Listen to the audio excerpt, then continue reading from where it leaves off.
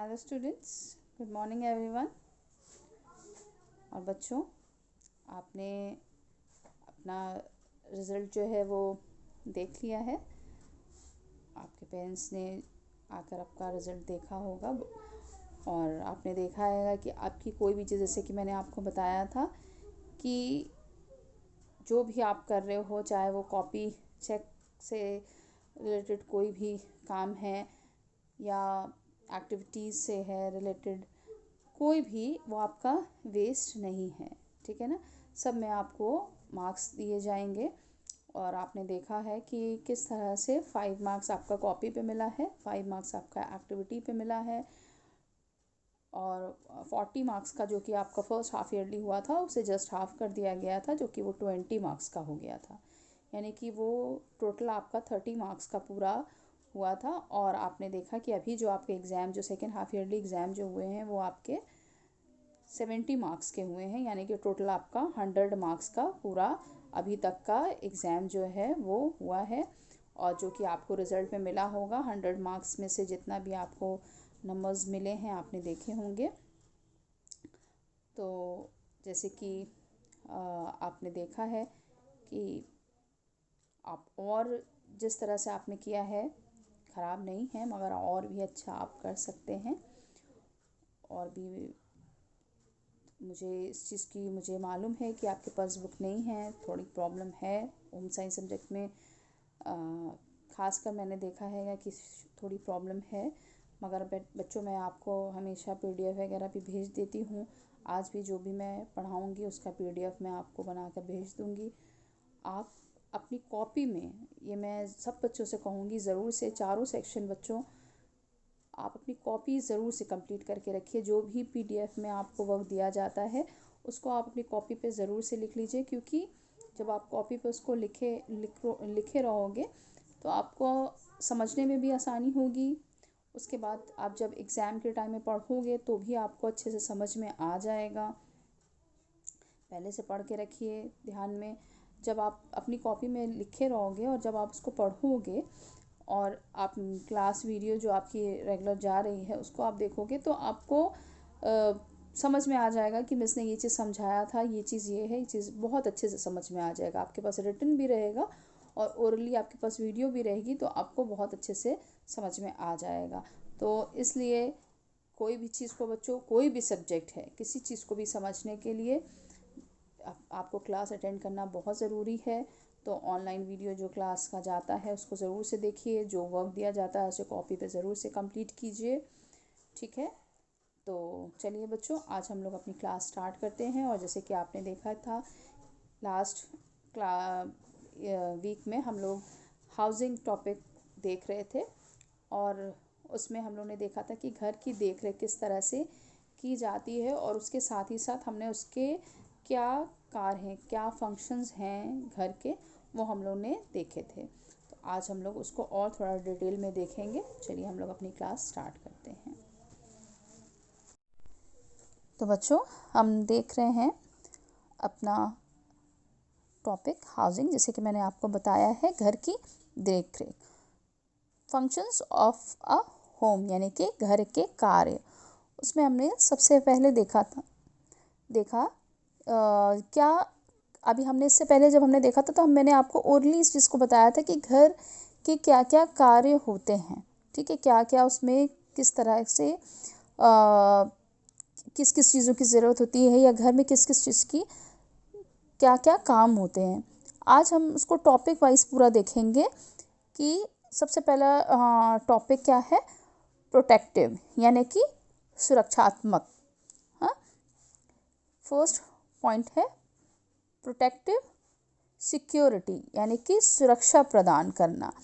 घर जो है वो हमें क्या करता है, प्रोटेक्टिव सिक्योरिटी, सुरक्षा जो है हमें देता है। आपने देखा होगा कि घर जो है होता है सबसे ज़्यादा, चाहे कोई भी व्यक्ति हो, चाहे उसका घर कैसा भी हो, छोटा हो बड़ा हो, कैसा भी हो, वो उसके लिए सबसे अच्छा होता है। और वो घर उसकी ऐसी जगह उसके लिए होती है जहाँ वो अपने आप को एकदम सुरक्षित महसूस करता है ना। वो कहीं भी जाता है, कैसे भी जगह होती है, मगर उसको क्या होता है, अपनी जब एक समय ऐसा होता है जब इंसान अपने काम से लौटता है या आप जैसे स्कूल में रहते हो, पढ़ लेते हो, पढ़ के जब लौटते हो तो आपको कहाँ की ज़रूरत होती है, घर की ना। सबसे पहले कहाँ इंसान जाना चाहता है, घर, क्योंकि घर में इंसान जो है वो अपने आप को बहुत सेफ या सुरक्षित महसूस करता है।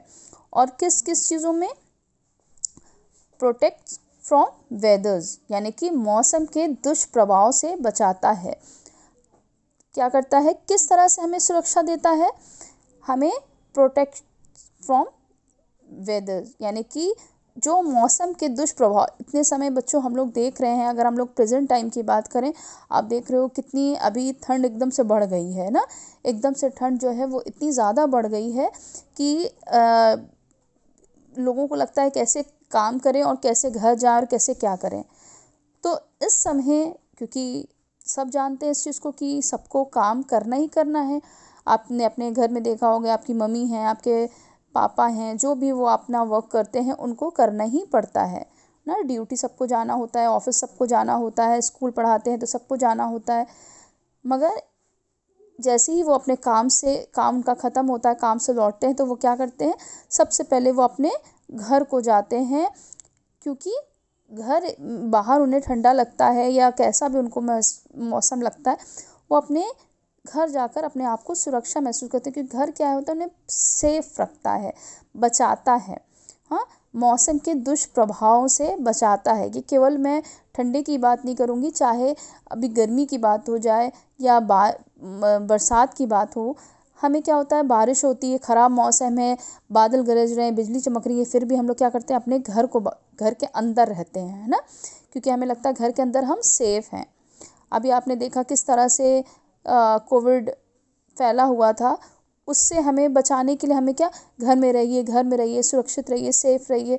कैसे कहा जा रहा है, क्योंकि घर ऐसी जगह है जो कि हमें हर एक मौसम से, हर एक बीमारी से, हर तरह से हमें क्या करता है, प्रोटेक्ट करता है, सुरक्षा प्रदान करता है। ठीक है। फिर प्रोवाइड्स शेल्टर्स, हमें आश्रय देता है। सबसे मैं आपको यही चीज़ मैं बता रही हूँ कि हमें क्या करता है, आसरा देता है ना। घर जो है हमें प्रोवाइड्स शेल्टर्स, हमें क्या करता है, आश्रय देता है, हमें सहारा, मतलब एक हमें बहुत बड़ा सहारा लगता है कि हाँ, हम किसी कुछ है हमारा, भले छोटा है बड़ा है चाहे जैसा, मगर हमको लगता है कि हाँ, हमारे पास हमारा एक अपना रूम है, एक अपना घर है, जहाँ हम जाके सुरक्षित तरीके से रह सकते हैं। ठीक है। Then protects from animals, dacoits and enemies, पशुओं से हमारी पशुओं से, डाकुओं से और शत्रुओं से हमें हमारी सुरक्षा प्रदान करता है, हमें सुरक्षा देता है, हमें प्रोटेक्ट करता है ना।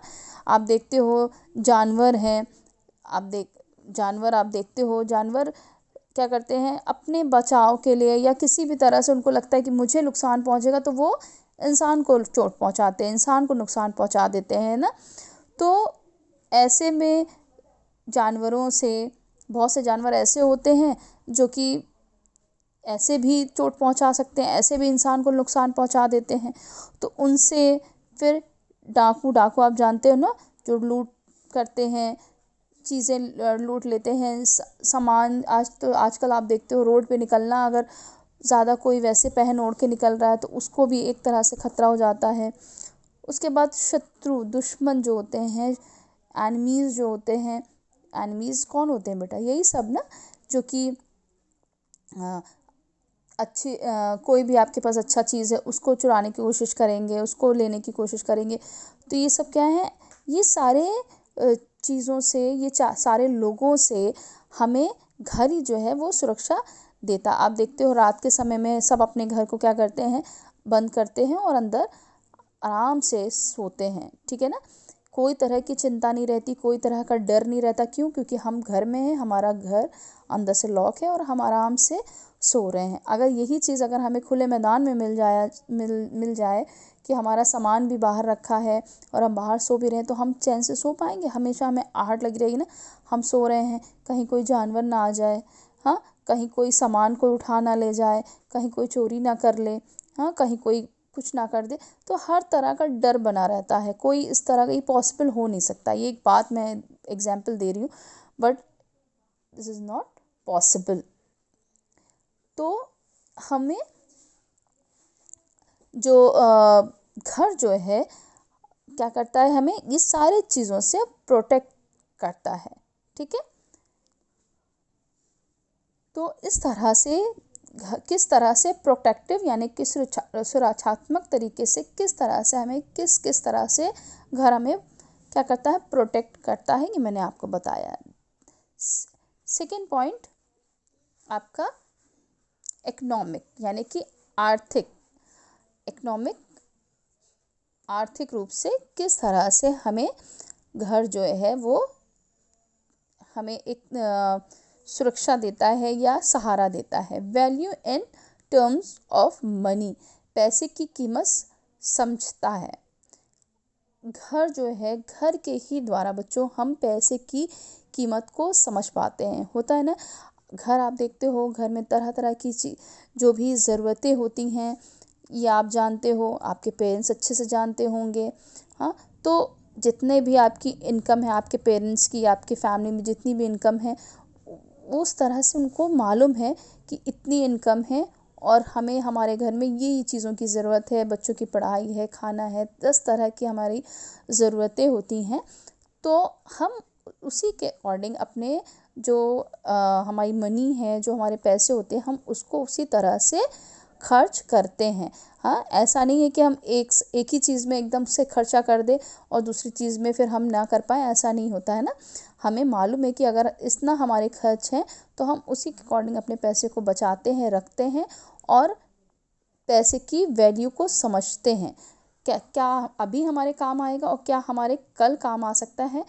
पैसे की वैल्यू, मनी की वैल्यू जो है, कीमत जो है, वो हमें घर ही समझाता है। फिर raises economic social economic status यानी कि सामाजिक आर्थिक स्तर को ऊंचा उठाता है।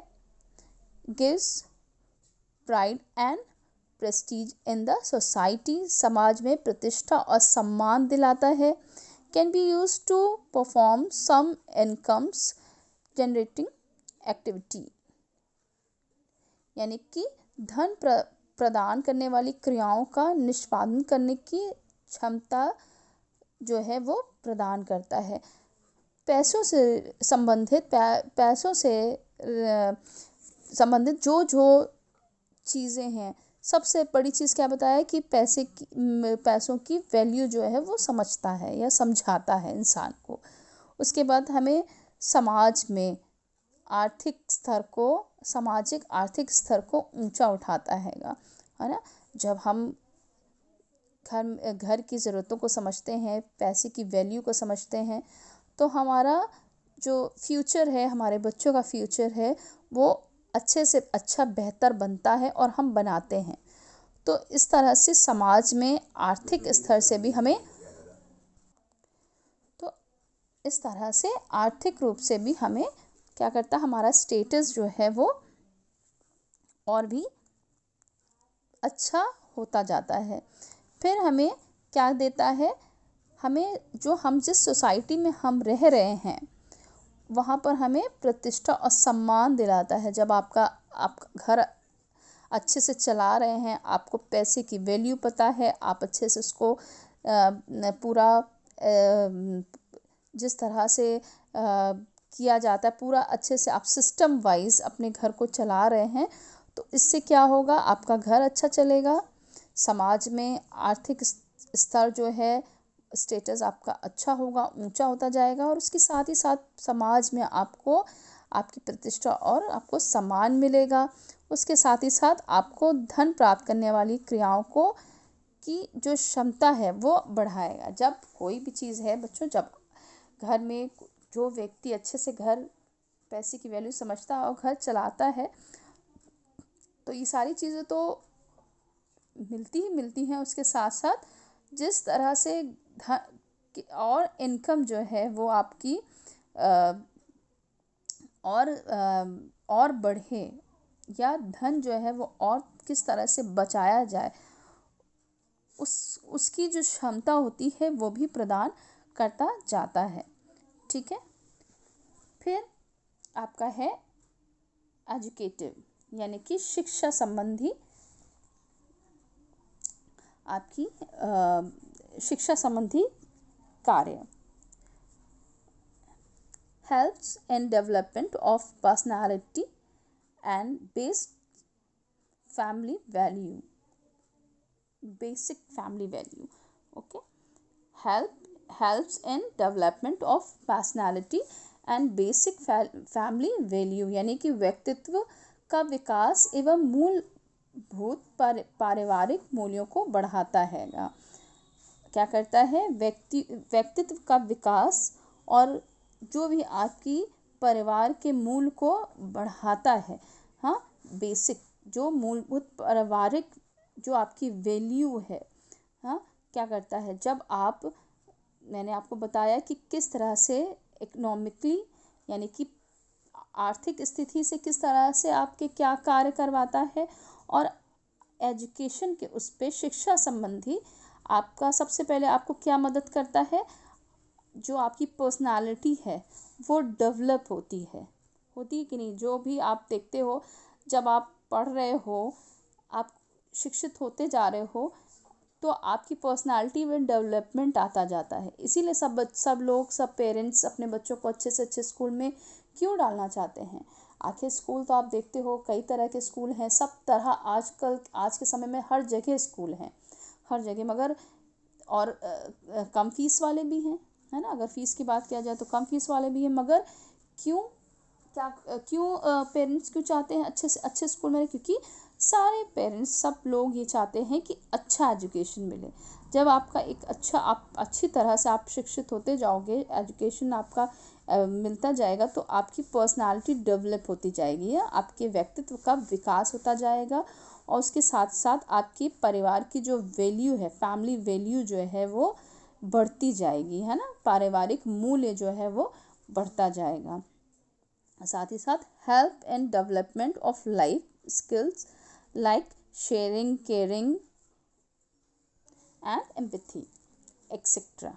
यानी कि एक तो आपका व्यक्तित्व का विकास तो होगा ही, आपको आपकी पर्सनालिटी को डेवलप करने में तो हेल्प करेगा ही, उसके साथ ही साथ आपको किस चीज़ में हेल्प करेगा? Help in development of life skill, जो आपके जीवन के जो स्किल्स हैं, कौशल्स जो हैं, उनको डेवलप करने में मदद करेगा। जैसे कि शेयरिंग, केयरिंग, हाँ, कोई भी चीज़ों को बांटना। जब आप एजुकेटिव होगे, पढ़े लिखे रहोगे, तो आप इस चीज़ को समझोगे कि समाज में हमें किस तरह से रहना होता है, और इसके साथ ही साथ हमें किस तरह से शेयरिंग और केयरिंग होना है, लोगों का, हर जन का हमें ध्यान रखना है।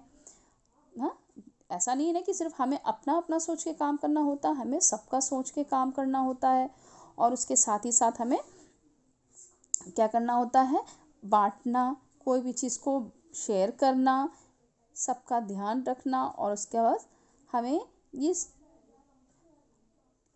सारी चीज़ें जो हैं हमें क्या करते हैं? डेवलप करने में हमारी हेल्प करते हैं। ठीक है, ये सारा चीज़ हमें घर से ही मिलता है, आप देख रहे हो। ठीक है, फिर लास्ट पॉइंट आपका ये है सोशल ऑब्लिक रिलीजन्स, यानी कि सामाजिक या धार्मिक।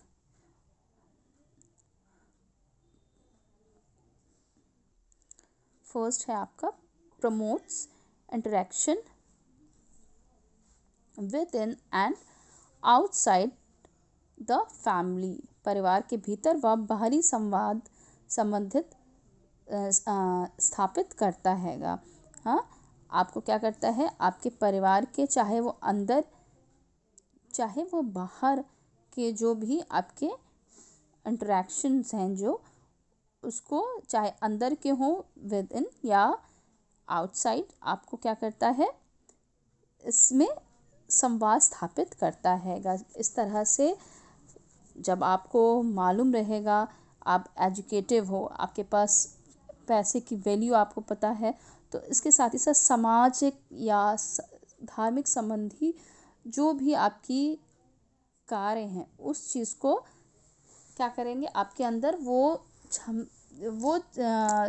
समझ उतनी क्षमता जो है वो आपको देगा कि आपको किस तरह से, चाहे आपके परिवार के अंदर से हो चाहे बाहर से, किस तरह से आपको समाज में या किस तरह से आज आपको अपने धर्म के उस पर चलना है या किस तरह से संवाद स्थापित करना है, ये इसमें मदद करता है। फिर provide sense of belong, second है प्रोवाइड सेंस ऑफ बिलॉन्गिंगनेस, यानी कि अपनेपन के भाव को प्रदान करता है। घर जो है, घर से ही तो हम अपनापन सीखते हैं ना, क्योंकि घर में हमें सिखाया जाता है बड़ों से किस तरह से हमें रिस्पेक्ट देनी है, छोटों से किस तरह से हमें प्यार से रहना है, किस तरह से हमें परिवार में मिलजुल कर रहना है। हाँ, बहुत से ऐसा फैमिली है जहाँ जॉइंट फैमिली रहते हैं, तो किस तरह से मिलजुल कर रहना है सबको, ये हमें सिखाता है ना। तो इस तरह से क्या करता है, हमें वो सेंस देता है कि हमें किस तरह से अपने परिवार में या अपनेपन का एहसास जो है वो दिलाता है। फिर ट्रांसफॉर्म ऑफ वैल्यूज़